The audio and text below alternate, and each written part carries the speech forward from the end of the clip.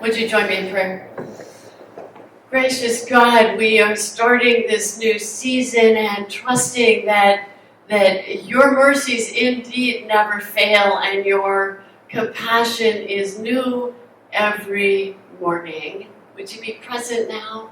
Would you speak into me? Would you speak through your word to all of us that we might be people who are known because of whom they love and how they love.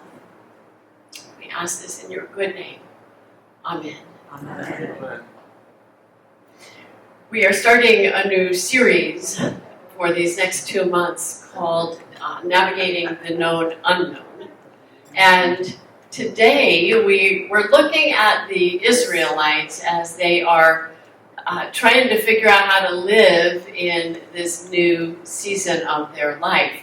And if do any of you really love to hike? You love trails, you love getting out in the wilderness, you love all of that, yeah. And it's possible that you know one of those primary rules that is often under the FAQs when you look at a trail map. It's who gets to carry the bear mace when they are with friends. And do you know the answer?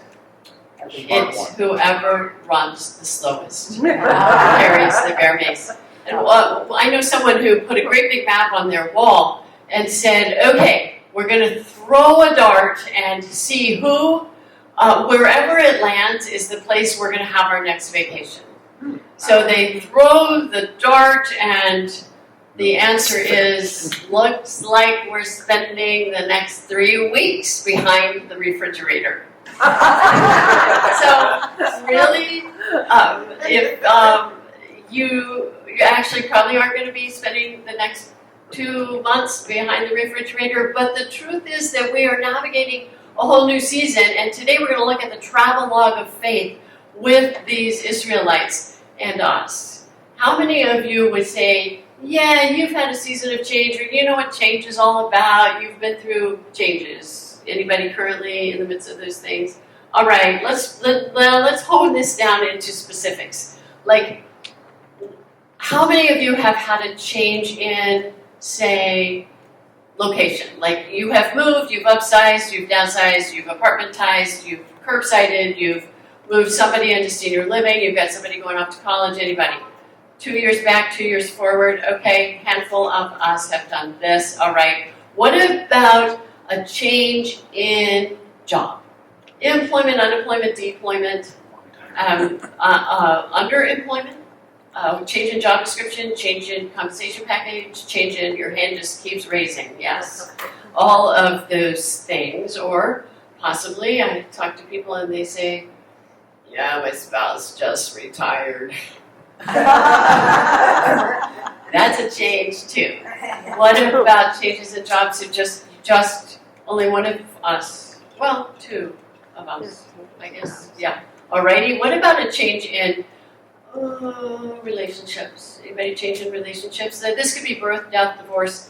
It could be a miscarriage. It could be separation. It could be infertility. It could be foster kids. It could be prodigal children, it could be family feuds, it could be, okay, your hands just keep staying up, all right. So, changes, and those of you who didn't raise your hand for that, do you have any friends, or? Yeah, okay. So, and what about change in health? For the better, yay, or for the worse, like waiting for a diagnosis, or you just got a diagnosis, or somebody you love just got admitted to blank, senior living, or memory care, or whatever. How many of you change in health for the better or the worse? Okay, 2 years forward, 2 years back. Yeah, because, all this stuff takes 4 years at least to get through. So then what about, our last one is change in faith or change in church. And this could be, you don't believe in God anymore. I don't know about God anymore. You don't like the way God never answers your prayers, or you do not like the way that God does answer your prayers. Or maybe your prayers just keep falling flat, or maybe you are in a place of questioning, or maybe you just are in a place of, I don't believe anymore. Are or you don't like who you think God is becoming.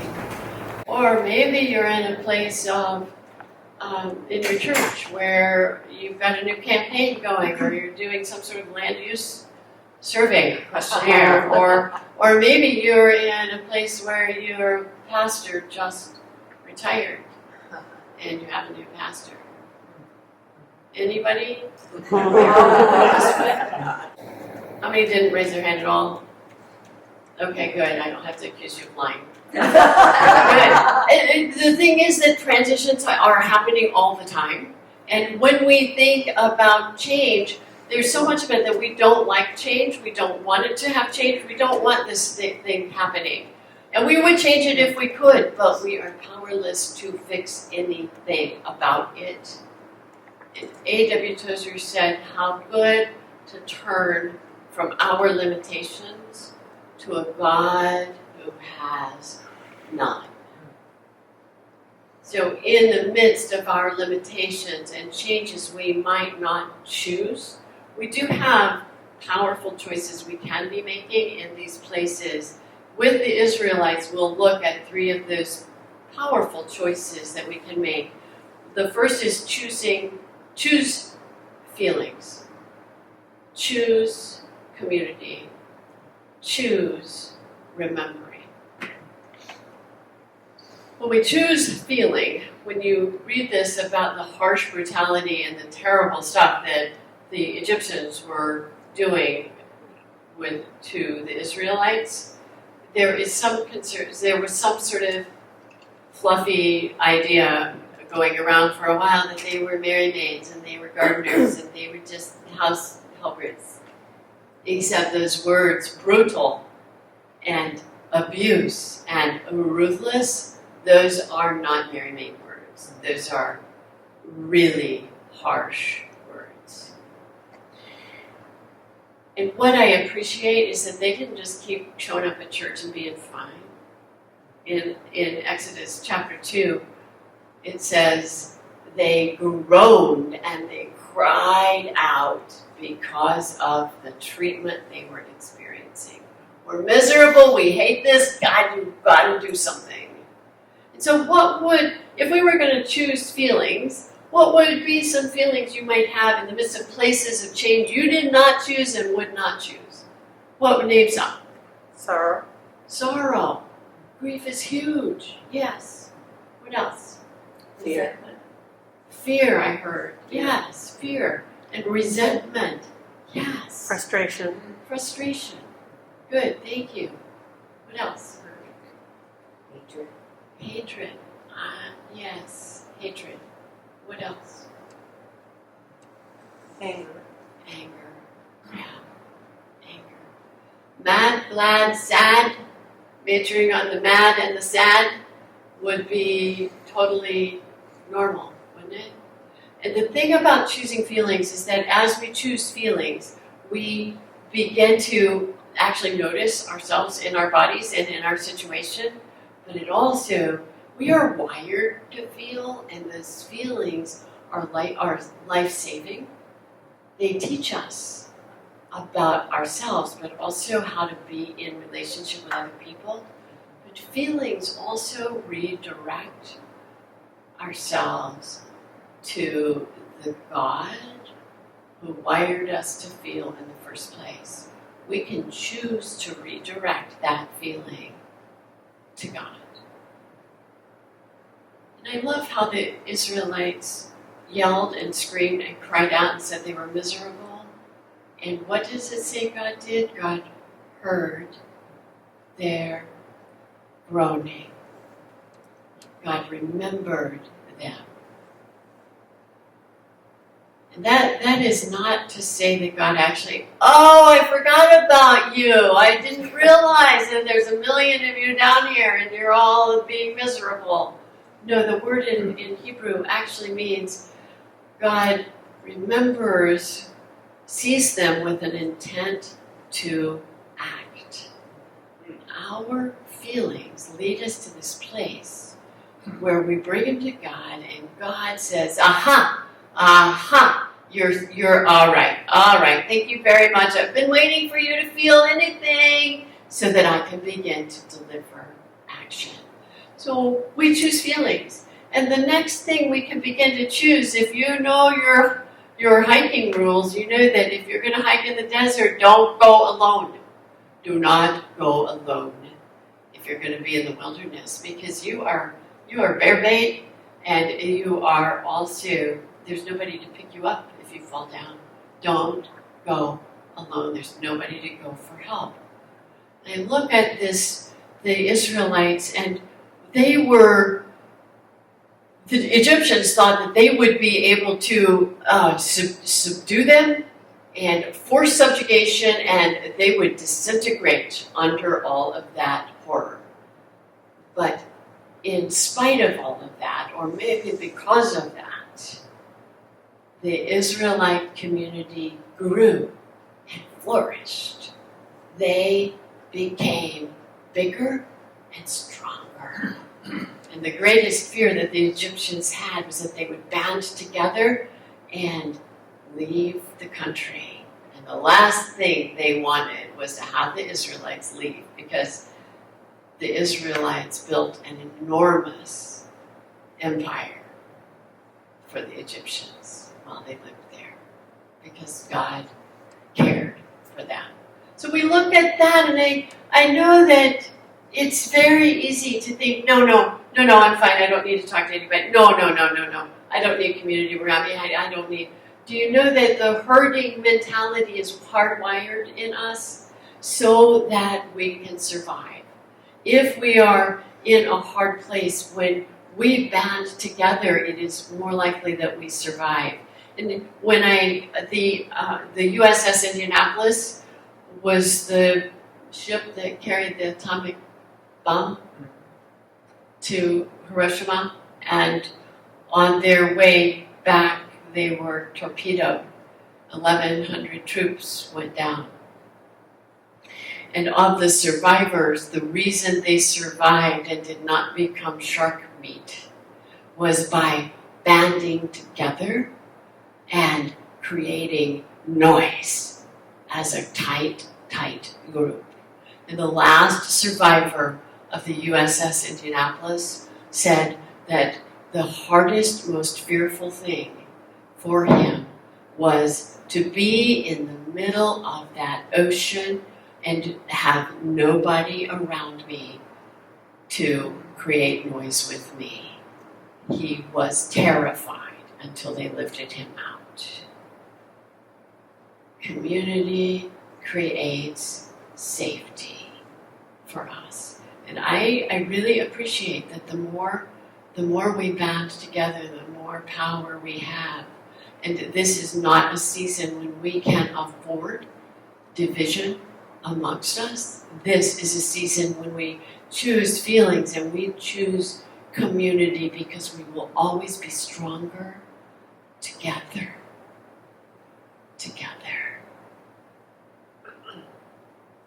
In the song that Jam chose, for they'll know we're Christians by our love, we will walk with each other, we will walk side by side, we will walk with each other, we'll walk hand in hand. Because together we can do anything. So we choose to feel, we choose community, and choose to remember at the end of this whole long trail ride for the Israelites, it took them 2 tries to get to the promised land and actually get across.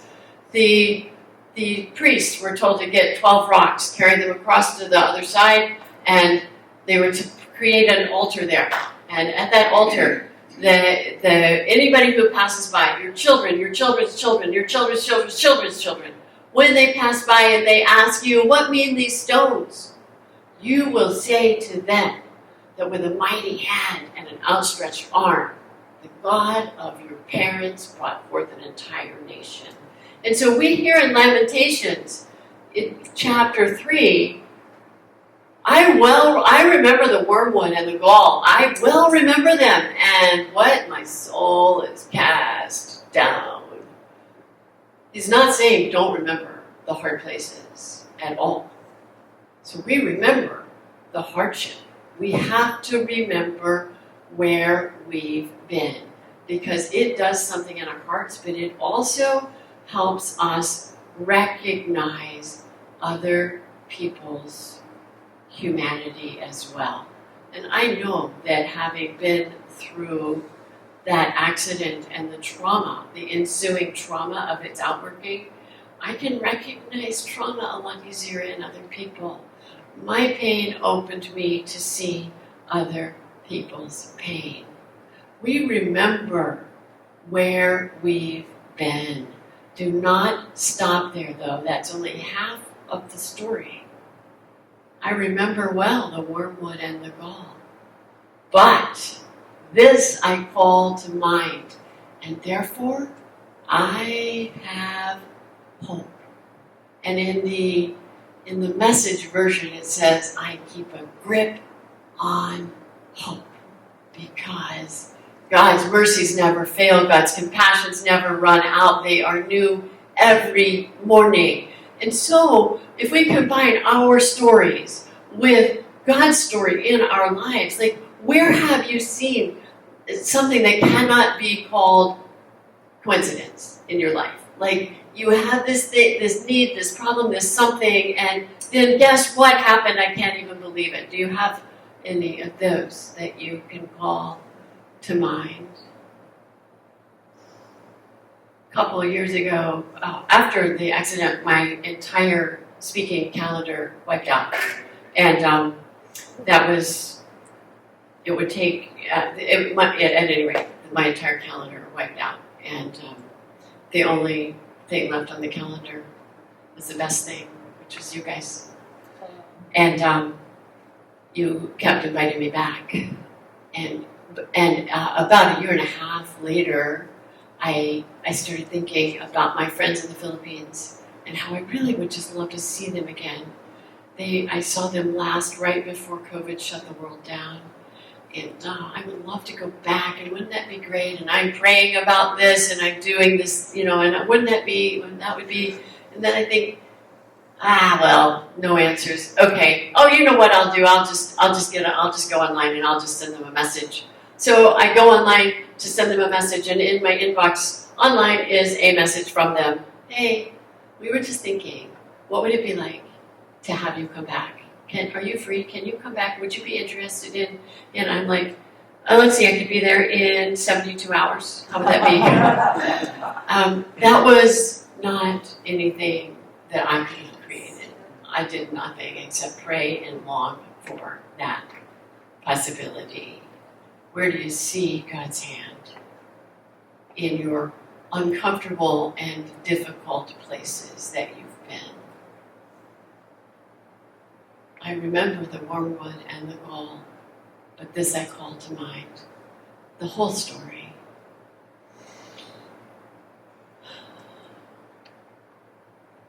When one of our kids, we took all of our family down to see some friends who had a room and had a place in Texas, and one of the great things on that vacation was that there was a rope swing, and it swung out, and they swung way out, and then they dropped into the river.